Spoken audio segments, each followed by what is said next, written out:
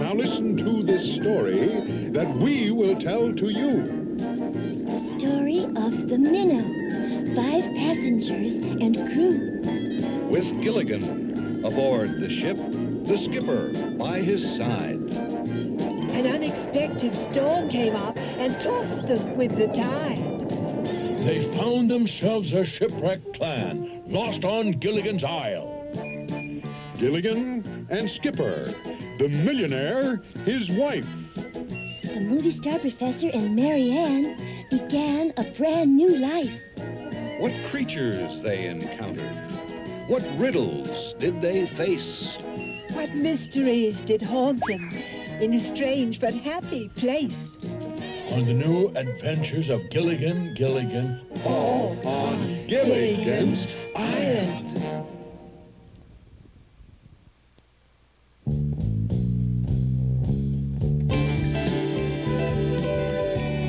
Pilots, stand by your planes. Switch on. Contact. Take off.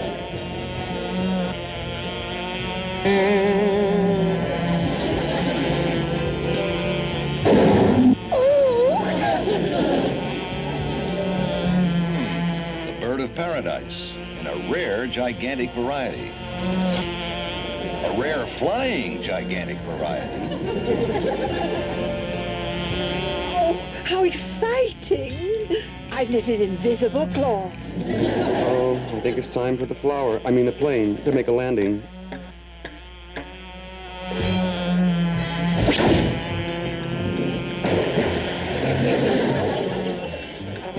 My stamp collection.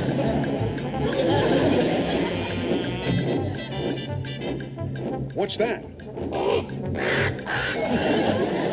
If I didn't know better, I'd say that Gilligan had something to do with this. Gilligan, look what you've done to my makeup and to my stamp collection.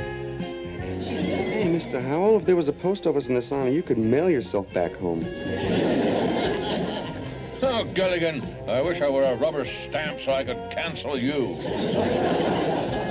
Oh, bah, just an ordinary 1956 commemorative. I wouldn't have minded so much if the stamps had been rare specimens, but then again, I have all the known rare specimens in my collection. No matter what anyone ever does, says, or has, Mr. Howell, you've always done, said, or had better. Yeah, you can't say anything without boasting. They're so mad at him, they're forgetting to be mad at me. As for you, Gilligan, give warning the next time you play with model planes so we can all find a deep cave to hide in. Skipper sure didn't forget for long. This time we'll be more careful when we launch our models. How's yours coming? It'll never get off the ground.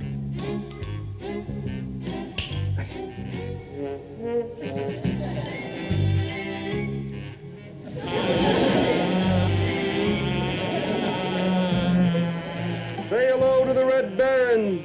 Red Baron, did you say? Oh, yes, I knew him well. Oh, by George, those were the days, sailing aloft in my old camel, challenging the great unknown. I know you're only boasting this time. Camels don't fly. Oh, how fast they forget. The camel was a plane, and there was I in it, waving to Captain Eddie, my student, you know, as I performed my daring maneuvers.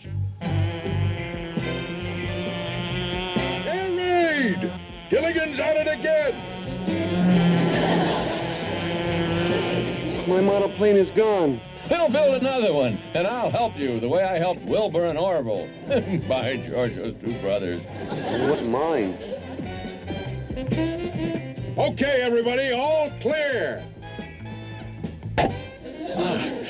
That hurts quite a bit. As sure as my name is... What is my name? We've got to find a way to ground Gilligan. Those model planes of his are a pain in the neck. Yes, it wouldn't be bad if the planes had big, handsome pilots in them, but they don't. 'Twas ever thus.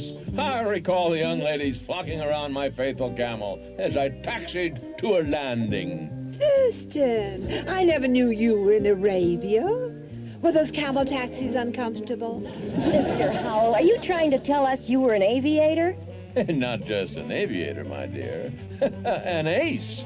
Not a bad aeronautical engineer, either. Well, engineer us a way to get Gilligan to stop flying those planes of his. Oh, bah. Do you have any ideas, Professor? Professor? That's not like you, to be so impolite, Professor. I'm sorry, stranger. I guess this bump on my head has my mind occupied. Stranger?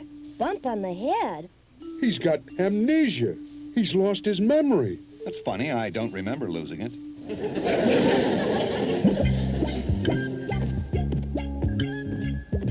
My model plane has to be here somewhere. Hi, we're looking for a model.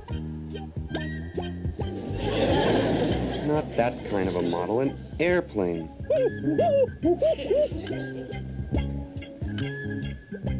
He knows where it is.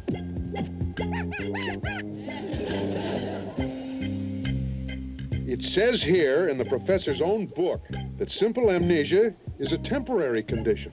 Oh, good. That means the professor will be okay. It says that sometimes you can help a person to regain their memory by recalling facts of their lives to them. Oh, let's try it. Look, Professor, you went to college, got a degree, and you're very smart. Does that help you to remember who you are? Yes. I'm Albert Einstein. Sir, whenever any of us want to know something, we always go to you, because you know all the answers. Does that help? Yes. I'm a fortune cookie. It's no use. It's just going to have to take time. Guess what, everybody? We found a plane. Gilligan, we've got more important things than model planes to worry about. Yes, the dear professor has magnesia. Amnesia. For a minute, I thought you meant he lost his memory. That's what we do mean, Gilligan. Yeah, you're right. That is more important than finding a plane, even if the plane is a real one.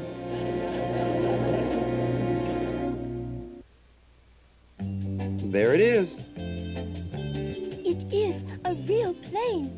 Someone must have bailed out of it at one time and it landed here. I remember once reading about a famous pilot who bailed out over the ocean. They rescued him, but never found his plane. This must be it. How did you ever find it, Gilligan? A gorilla showed it to me.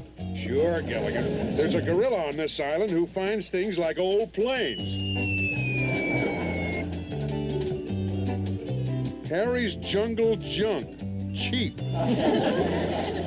He paints, too. The junk thing I'll believe, Gilligan, but a gorilla who paints is carrying it a bit too far. I've got to hand it to you, Gilligan. You don't lie. Too bad the gorilla isn't a pilot, too. Here, we can patch up the plane, but who could fly it out of here? Hey, the professor was an aviator once, right, Professor? Interesting piece of machinery. I wonder what it's called. Gosh, I forgot he forgot. Oh, dear. It must be catching. Well, we find a plane, and the only person among us who could fly it has amnesia. The professor has recharged the batteries, and we've got the fuel from the boat. Then, if the plane were fixed, it would fly. Maybe. Maybe the professor will get his memory back in time to fly the plane off the island, huh? Just wish one of us knew how to fly a plane.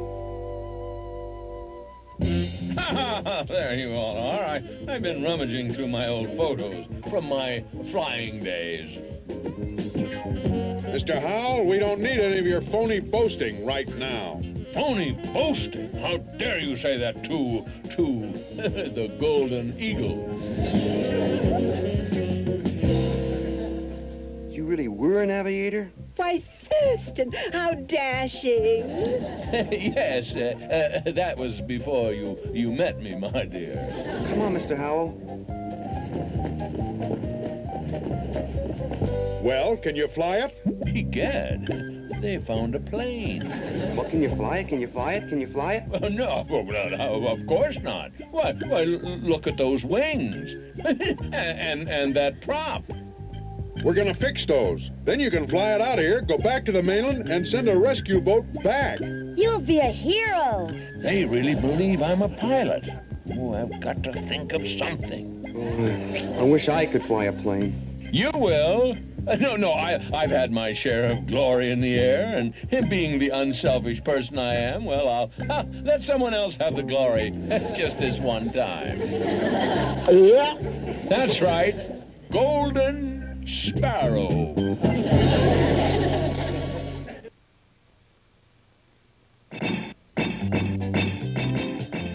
I just hope Mr. Howell isn't simply boasting this time. Oh, he had that picture of himself in the aviator's gear.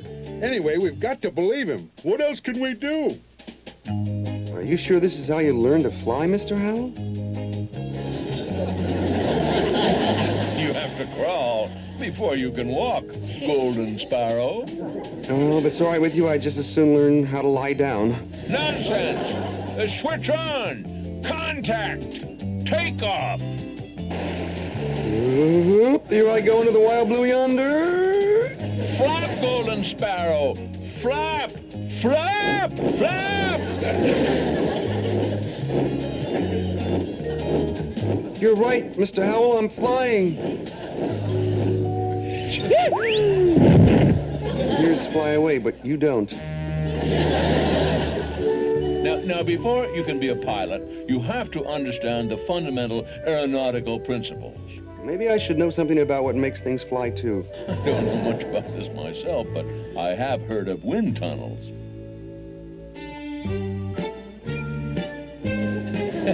Switch on! Contact! Take off! Bring on the wind! Yes! You see? See what? What does that prove? A Golden Sparrow, if you'll stop being so technical, you'll learn faster.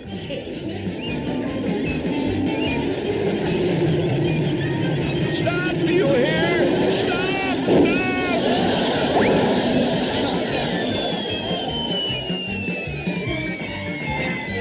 Gosh, Mr. Howell has Gilligan flying in reverse already. If I keep learning this fast, next time I can land on an aircraft carrier. Well, there's not much left to do on the plane. How's Gilligan coming along with his flying lessons, Mr. Howell? Oh, splendid, splendid. He's practicing his instrument flying right now. I think I'll wash out some cloth to make a parachute. Well, Mr. Howell says the way to learn instrument flying is to cover your eyes. Not you, me. You pedal, I'll steer my instrument. You can let me know if I'm going to hit anything.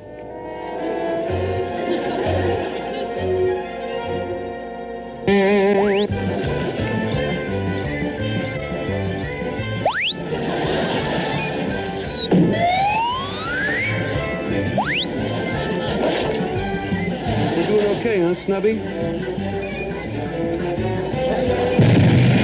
Gosh, it really feels like we're flying. I don't remember any instrument that big. This glider will be my next lesson, right, Mr. Howell? That's right. The glorious thrill of free flight. I remember it well from my solo transatlantic crossing. How could you cross the Atlantic in a glider? What? Oh, it was a windy day. Name of this piece again? That's what it is. The stabilizer. Professor, you're beginning to get your memory back. I am?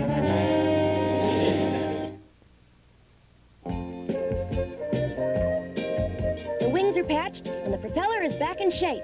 It'll be all ready to launch soon. If Howell isn't just boasting, and if he's really teaching Gilligan how to fly. Right, Professor? Oh, I forgot. You don't remember. Oh, I do remember you. You had something to do with a boat, if I'm correct.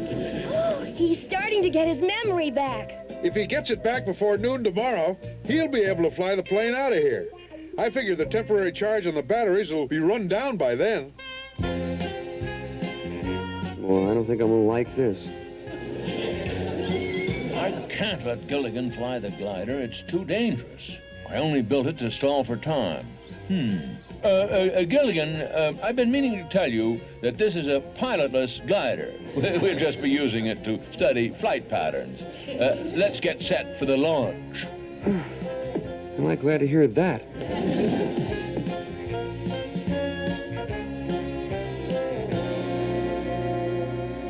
Here it gorillas on it.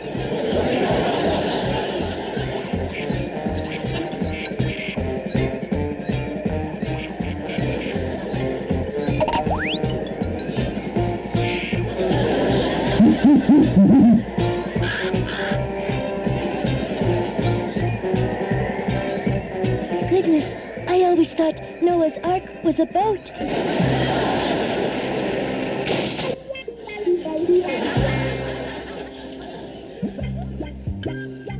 Well, tomorrow morning is the big moment. Are you ready, Gilligan? Well, I hope so. Nonsense, Cloven Sparrow, nonsense. You're as ready as I am. That's what I mean. Well, let's get a good night's sleep. Oh, dear, I'm too excited to sleep. Well, I'm glad she's not tired. Good night, little buddy. Just remember, keep 'em flying.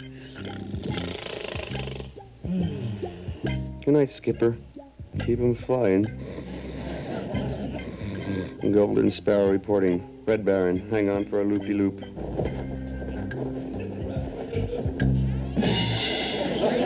I must have been dreaming. Hey. Oof, that hurt. Well, it'll be better by more.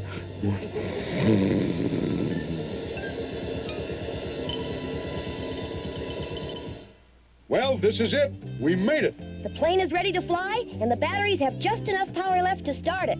Where's Gilligan? Okay, little buddy, ready to sail aloft into the wild blue yonder and float among the clouds? Now I remember who I am. I'm a bird. Thanks, stranger. Oh, no! You mean I'm not a bird? Well, I've got it. I'm a kite. Where's my tail? Thank goodness he seems to be in good health other than having lost his memory. Now what do we do?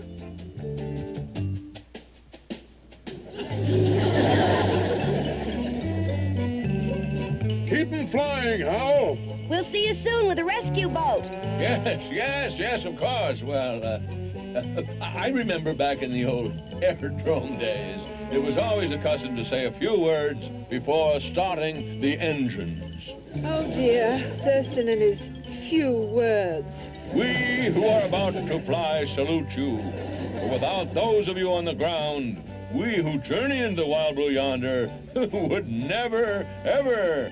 And so we soar above the very earth, we leave not thee behind. Hal, the batteries are running out. Yes, so almost finished, Skipper. For as Keats said, I must fly, but follow quick in yon track. That wasn't Keats, Mr. Howell. That was Tennyson. Professor, you got your memory back. I did? Do you remember how to fly a plane? Of course. I told you that I was once an aviator. Right, Gilligan? And I'm a kite. Mr. Howell, let the professor switch with you so he can fly the plane to the mainland. Sir, are you suggesting that I take off my cloak of honor?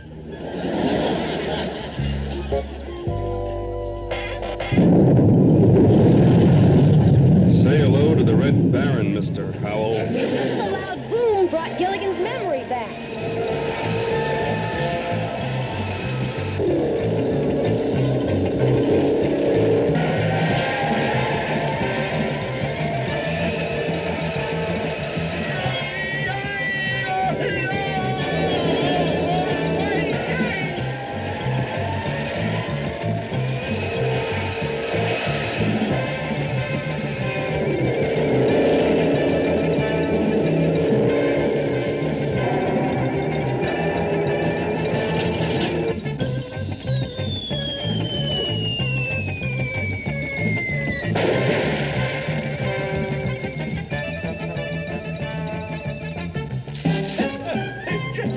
Stand there.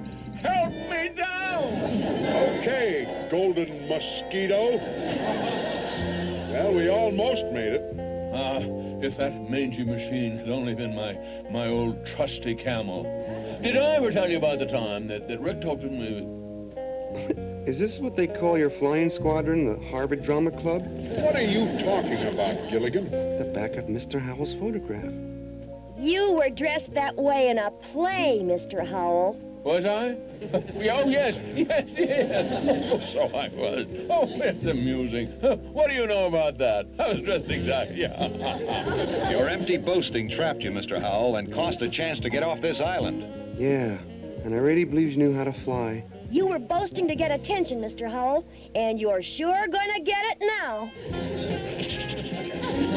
Isn't that enough? Keep that pencil flying, Golden Eagle. Mm-hmm. As soon as you finish writing, I will not boast 1,000 times. You can help me build my plane model, if you want. Mr. Howell promising not to boast. That's a switch on things. Just keep that pencil in contact with the paper, Mr. Howell. We're going to keep watching, so don't get it in your mind to take off. Don't say switch on, contact, take off.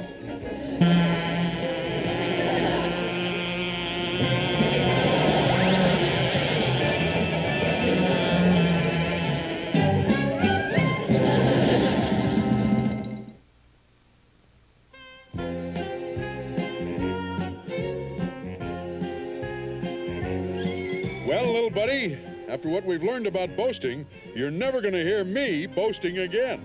Me neither, Skipper. I'm even going to stop boasting about the town I was born in. The town you were born in? Yeah, I used to boast to everybody that I was born in a great big city. Well, that's what I always thought. But you weren't? Promise not to tell anybody? Yeah, I promise. Go ahead, tell me. I was born in a very small town, really. Gosh, it was small. How small was it? When you drove into town, it had a sign saying welcome. And when you drove out, there was a sign saying, come again. Well, how does that make it a small town? Lots of towns have welcome and come again messages as you enter town and leave them. On the same sign? Good night, little buddy. Good night, Skipper. See ya.